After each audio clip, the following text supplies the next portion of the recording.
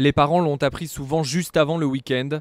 Des écoles primaires et des collèges vont être impactés par la grève des enseignants prévue demain. Une intersyndicale se met en place pour contester la réforme du collège.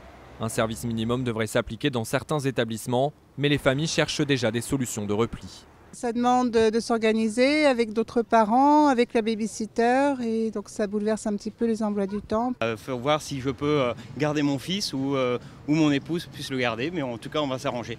Les enseignants se joindront à l'ensemble des agents de la fonction publique.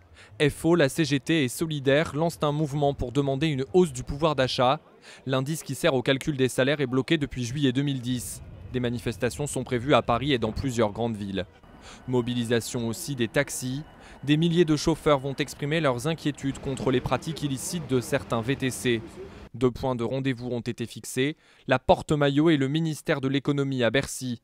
Des bouchons importants sont annoncés aussi dès 6 h du matin autour de Roissy et Orly. Les aéroports parisiens décidément très perturbés demain. 2 syndicats représentant environ 70% des contrôleurs aériens appellent à la grève, notamment contre la baisse des effectifs. Si vous devez prendre l'avion, surveillez bien le site de votre compagnie aérienne. Jusqu'à 50% des vols pourraient être annulés.